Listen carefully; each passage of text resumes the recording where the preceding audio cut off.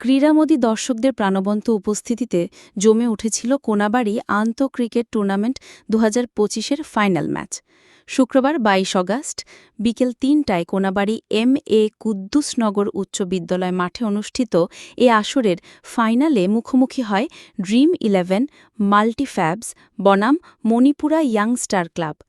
Toss জিতে ব্যাটিংয়ে নেমে মণিপুরা ইয়াং স্টার ক্লাব ১১৮ রানের চ্যালেঞ্জিং লক্ষ্য দাঁড় করায়, তবে জয়ের উচ্ছ্বাস ছড়িয়ে দেয় ড্রিম-11 মাল্টিফ্যাবস।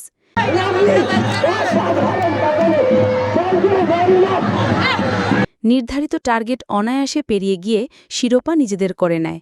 জয় নিশ্চিত হওয়ার সঙ্গে সঙ্গেই মাঠ জুড়ে ছড়িয়ে পড়ে উল্লাস, উৎসবমুখর হয়ে ওঠে পুরো প্রাঙ্গণ। মোহাম্মদ আন্তর সরকার ও মোহাম্মদ শাকিল হাসান রিপনের আয়োজনে অনুষ্ঠিত এ টুর্নামেন্টের ফাইনাল খেলায় ছিলেন রাজনৈতিক ও সামাজিক অঙ্গনের বিশিষ্ট ব্যক্তিবর্গ।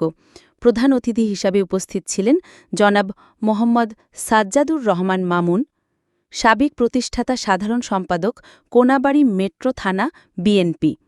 উদ্বোধক জনাব মোহাম্মদ ইব্রাহিম মিয়াজি, সাবেক প্রতিষ্ঠাতা সভাপতি, ৯ নং ওয়ার্ড, বিএনপি।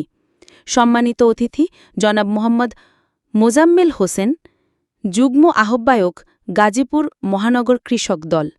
প্রধান পৃষ্ঠপোষক জনাব মোহাম্মদ সেলিম রানা জয়, সাধারণ সম্পাদক, কোনাবাড়ী মেট্রো থানা, জাসাস। পৃষ্ঠপোষক জনাব মোহাম্মদ প্রীতম চাকলাদার, যুগ্ম আহ্বায়ক, কোনাবাড়ী মেট্রো থানা, যুবদল। সভাপতি জনাব মোহাম্মদ মিলন হোসেন, কোনাবাড়ী মেট্রো থানা, বিএনপি। সঞ্চালক জনাব মোহাম্মদ রায়হান হোসেন হৃদয়, সাবেক সিনিয়র যুগ্ম আহ্বায়ক, কোনাবাড়ী মেট্রো থানা, ছাত্রদল। খেলা শেষে বিজয়ী দলের হাতে ট্রফি তুলে দেন অতিথিবৃন্দ।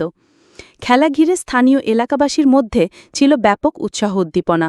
তরুণদের এই আয়োজনকে স্বাগত জানিয়ে অতিথিবৃন্দ বলেন, এ ধরনের ক্রীড়া প্রতিযোগিতা যুব সমাজকে খেলাধুলার প্রতি আকৃষ্ট করবে এবং সমাজ থেকে নেতিবাচক কর্মকাণ্ড দূর করতে ইতিবাচক ভূমিকা রাখবে।